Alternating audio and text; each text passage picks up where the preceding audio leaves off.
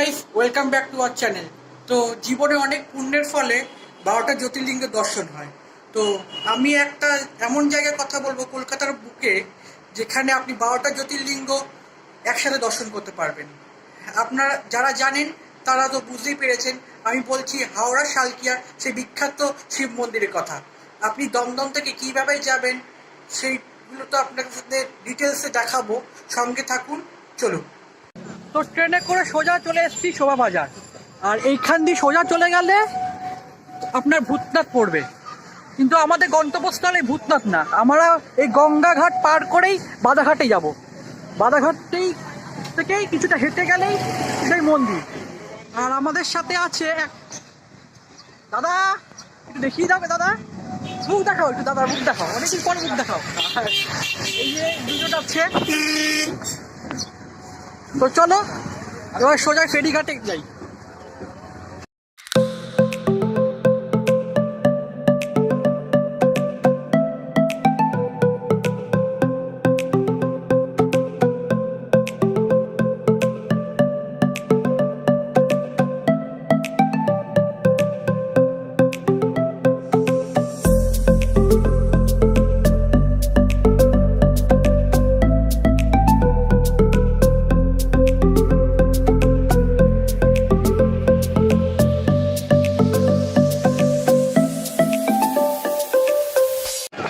এই যে এখন এই মন্দিরটা ভালোই দেখা যাচ্ছে, এই মন্দিরটাতেই যাব। দেখতেই পাচ্ছেন কত বড় একটা শিব মূর্তি আছে, এই মন্দিরটাতেই যাব।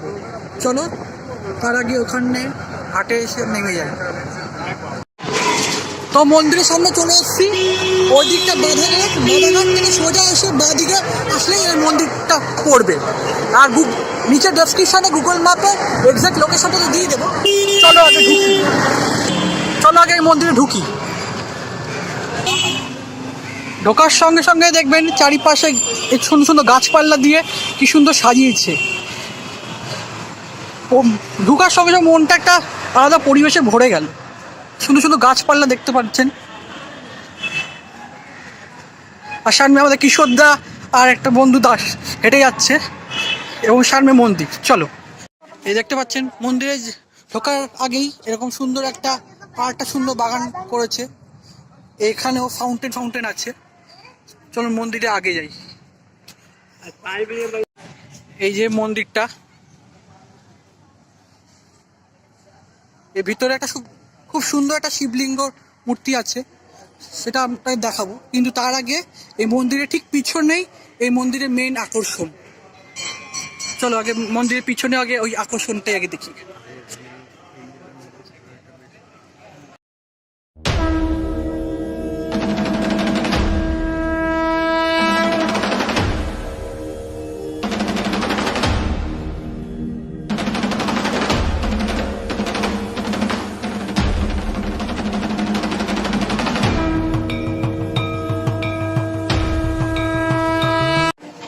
দেখুন এই মন্দিরের মেন আকর্ষণ এই 51 ফুটে এই শিব মূর্তি। শিবের 4টে মাথা, গঙ্গার দিকে একটা মাথা আছে এবং উপরে একটা মাথা, 5টা মাথা আছে। এখানে 4টে মাথা দেখাচ্ছে, এবং গঙ্গার পিছন দিকে গঙ্গার দিকেও একটা মাথা আছে, যেটা আপনাকে জেঠিতে আস্তে আস্তে দেখাচ্ছিলাম। মহাদেব এখানে আশীর্বাদ দিতে দাঁড়িয়ে আছে। আপনারা ভিউটা এনজয় করুন, খুব সুন্দর। আর এবং তলায় নন্দীর একটা ছোট্ট মূর্তি আছে।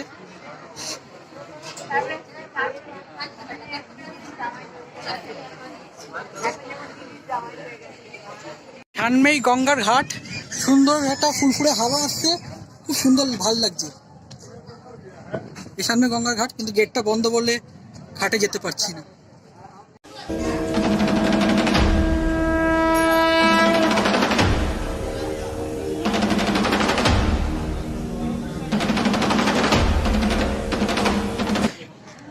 এই মন্দিরের ঠিক পাশেই আরো ছোট ছোট অনেক মন্দির আছে।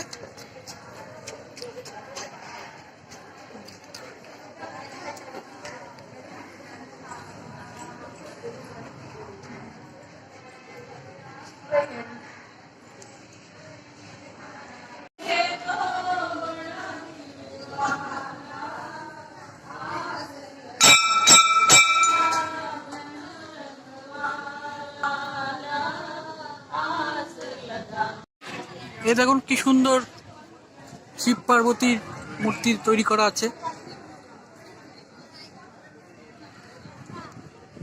কিন্তু আমাদের এই খুব ব্যাড লাক, হয়তো ভাগ্য নেই, ভিতরে কাজ চলছে বলে ভিতরে এটা বন্ধ।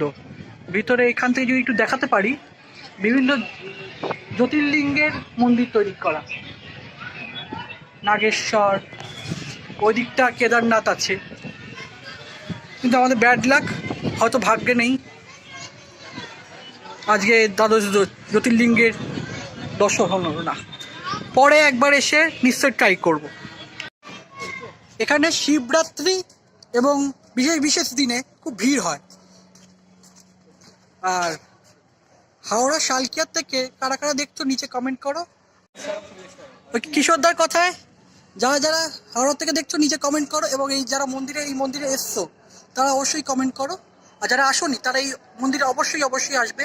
আর নিচে ডেসক্রিপশানে এই মন্দিরের এক্স্যাক্ট লোকেশনটা দেওয়া থাকবে, নিশ্চয়ই চেক আউট করবেন। এবং এই ভিডিওটাকে ভালো থাকলে লাইক করো, শেয়ার করো, সাবস্ক্রাইব করো। কিশোরদা, অনেকদিন পর দেখা হচ্ছে। এতদিন কোথায় ছিলে কিশোরদা? আমার হাতের অবস্থা, কিশোরদার হাত গেছে। ঠিক আছে, টাটা করে দাও।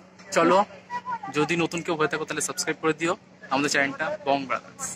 চলো টাটা।